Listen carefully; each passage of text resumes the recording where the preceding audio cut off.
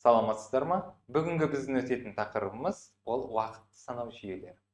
Астрономияда уақытты санау жүйелері өте маңызды болып табылады. Және алғашында адамдардың бәрі уақытты санағанда аспан денелеріне қарап санаған болады. Олар жұлдыз, күн және басқа да аспан денелері болып табылады. Қазіргі таңда жұлдызды уақыт бізде спутниктерді және де басқа да жасанды жер серіктерін бақылау үшін және олардың қозғалыстарын анықтау үшін қажет болып табылады екен. Жалпы негізі уақыт санау жүйесін айтпас бұрын, жерді біз ойша сызықтарға бөлеміз, мынандай бойлықтар деп атаймыз, және сағаттық белдеулер деп атаймыз. Соларға бөлеміз және оны қай жерден бастап есептейміз, қалай есептейміз, соған тоқтала кетейік. Астрономиялық одақ 0-ші меридиана ретінде Гринвич меридианасын алған болады. Сіздердің көріп тұрғандағыдай, мына жердегі 0-ші меридиана ол Гринвич меридианасы болып табылады.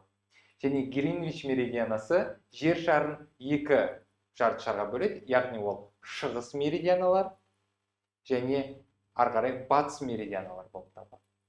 Көріп тұрғандай мына жерде. Сонда шығыс бойлықтар және батыс бойлықтар деп атасақ та болады.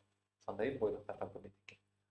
Сонда шығысқа қарай 12 сағат, әр меридиана 1 сағатты береді, немесе әр белдеу 1 сағатты береді болады. Ал батысқа қарай 12 сағат. Жалпы алғанда жер шарына айналғанда 24 сағатты береді екен. Ал Қазақстан ше? Қазақстан бізде 4 сағаттық белдеуде жатады екен. Бірақтан біздегілер көбісі Астана уақытымен мына аймақта және батыстық уақытпен мына аймақта жүреді. Күн мына жақтан шығып, мына жақтан батқандықтан, немесе жер батыстан шығысқа керісінше айналып жатқандықтан, бізде Астана уақытымен жүретіндер үшін 0-ші меридианадан мына жазылып тұрған 6 сағатқа өзгешелік айырмашылық бар, және біздің Қазақстанның батысындағыларға 5 сағатқа өзгешелік бар екенін көрініп тұр. Осылайша біз жер бетіндегі меридианалардың басы қай жерде орналасқан, яғни Гринвич меридианында орналасқан, және ол меридианы 0-ші меридиана болатынын анықтадық, және одан бастап шығыс меридианалар және батыс меридианалар болып саналатынын анықтадық. Енді бізге аспан сферасы қажет болады. Ол жұлдыздық уақыттың анықтамасын түсіндіруге керек болады екен. Бізде аспан сферасы тұр. Бірінші біздің өтетіміз ол жұлдыздық уақыт. Жұлдыздық уақыт дегеніміз не? Жұлдыздық уақыт дегеніміз ол белгілі бір географиялық ендікте, сол географиялық ендіктегі жұлдыздың аттас кульминацияларын бірінен соң бірі кесіп өтуге кеткен уақытын айтады. Яғни, мынандай бір жерде жұлдыз қозғалсын делік. Мына бір жұлдыз қозғалсын.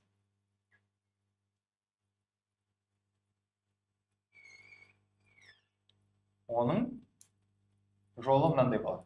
Біз өткен жол айтқанымыз кульминациялар не екен?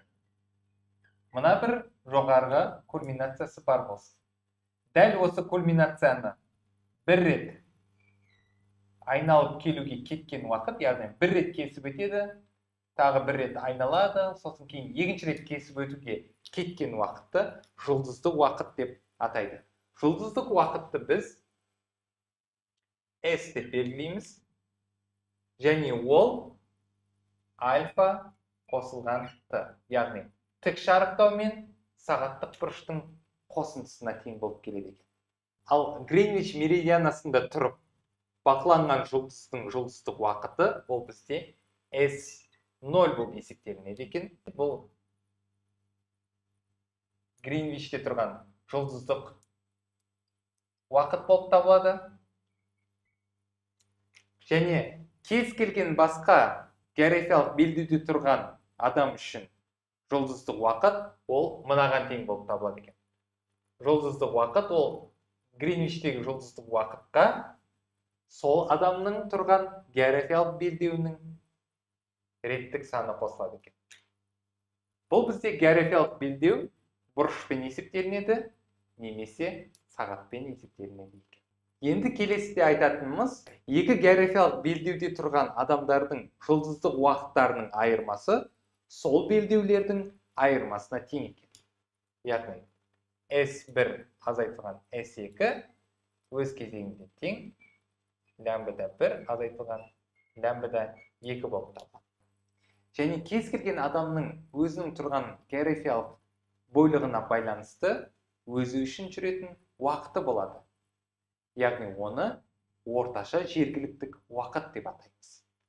Оны біз Т лямбда деп белгілейміз. Бұл орташа жергіліктік уақыт болады. Оның формуласы бізде Т шын күн уақыты қосылған это бұл уақыт теңдеуі болып табылады. Осы жердегі шын күн уақыты дегеніміз не? Шын күн уақыты дегеніміз ол күннің өзінің бір тәулікте жүріп өтетін жолы.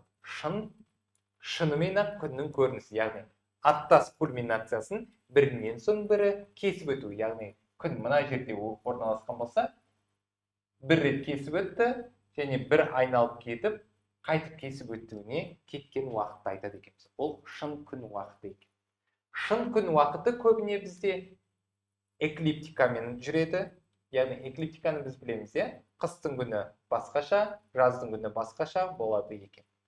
Ал тағы да орташа күн уақыты деген бар. Ол орташа күн уақыты, ол қыстың күнінде, жаздың күнінде барлық уақытта аспан экваторының бойымен қозғалып қалады. Ал шын күн уақыт болса, ол өз кезегінде эклиптиканың бойымен қозғалып отырады. Жаздың күні шамамен былай қозғалса, қыстың күні шамамен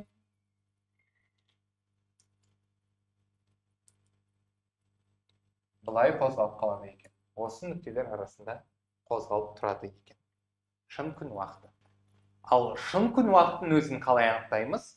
Шын күн уақыты ол өз кезегінде күннің сағаттық бұрышына 12 сағатты қосумен тең екен. Ол қалай? Біз білеміз, егер күн мына жерде орналасқан болса, немесе мына жерде орналасқан болса, бұның сағаттық бұрышы, яғни бұлай өткіземіз. Өткізген уақытта Q нүктесінде болады. Q нүктесінен Q нүктесіне дейін сағаттық бұрышы 0 градус болады екен. Бірақ біз білеміз, бізде күннің ең биік нүктесі болады. Ең биік нүктесінде күн сағат 12-ні береді, яғни тал түс деп аталады. Тал түс уақыты. Сол кезде біздің сағат 12-ні көрсету үшін сағаттық бұрышына, яғни 0 сағатқа 12 сағатты қосатын болсақ, біздің сағатымыз 12-ні көрсетеді. Сол үшін біз осылай анықтайды екенбіз. Дәл жаңағы жұлдыздық уақыт сияқты, орташа жергілікті уақыттардың әртүрлі географиялық бойлықтарда тұрған адамдар үшін екеуінің айырмасы олардың географиялық бойлықтарының айырмасына тең болады екен.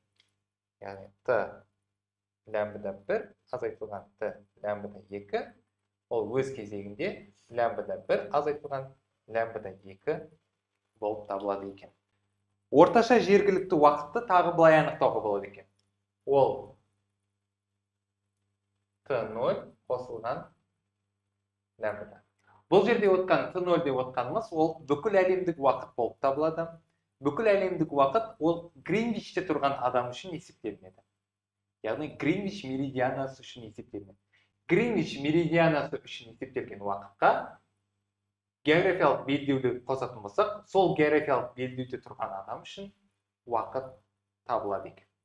Егер де түнгі 12 болатын болса, онда бұл 0 болып есептелінеді, және мынаған тең болып қалады екен. Дәл солай белдеулік уақыт бар, ол Т белдеулік деп белгіленеді, және ол Т0 қосылған Б болып табылады. Яғни бір белдеуде тұрған ол бүкіл әлемдік уақытқа белдеудің санын қосқанға тең болып табылады екен.